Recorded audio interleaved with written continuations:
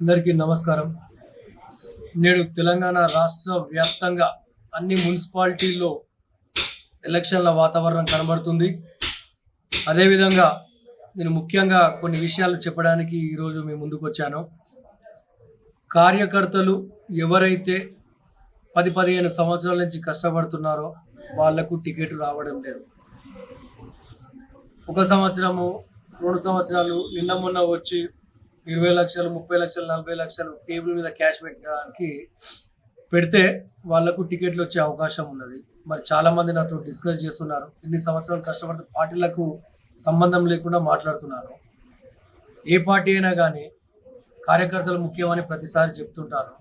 మరి కష్టపడ్డ కార్యకర్తలు ఆర్థికంగా లేకపోవడమే వాళ్ళ యొక్క ఆర్థికంగా బలంగా లేకపోవడమే వాళ్ళ యొక్క బలహీనతన.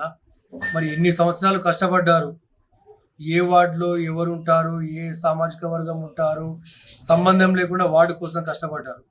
ఇప్పుడు వార్డు ఎలక్షన్లు రాగానే ఎన్ని డబ్బులు ఉన్నాయి, ఎన్ని డబ్బులు పెట్టగలుగుతావు, ఏ సామాజిక వర్గానికి చెందిన వాడు అని చాలా మంది అడుగుతున్నారు. ఈ విధంగా పోతే రేపన్నాడు సామాన్య కార్యకర్త ఏ ఎలక్షన్లో పోటీ చేసే అవకాశం ఉండదు.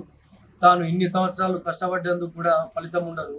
కాకపోతే ప్రతి ఒక్కరు ధైర్యంగా మీ వార్డులో డబ్బులు ఉన్నా లేకున్నా, ఎవరు సపోర్ట్ ఉన్నా లేకున్నా మీరు మాత్రం సిద్ధంగా ఉండండి. ఎవరికి భయపడకండి.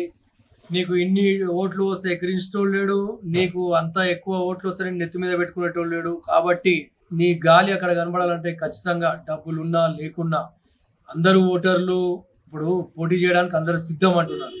చాలా మంది ఓటర్లు కూడా పోటీ చేస్తే డబ్బులు తీసుకోవడానికి సిద్ధం అంటున్నారు. నువ్వు కూడా డబ్బులు ఇవ్వ కూడా సిద్ధంగా ఉండు. నువ్వు కూడా సిద్ధం అను. నువ్వు ఒక మంచి నాయకుడివి, ప్రజల్లోకి వెళ్ళు.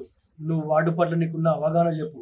నువ్వు గెలిస్తే ఏం చేస్తావో వాళ్ళకు చెప్పు, ఎక్స్ప్లెయిన్ చేయి. మంచి ఓటర్లు కూడా ఉంటారు. నువ్వు వెళ్ళు, ప్రయత్నించు, పోటీ చేయి.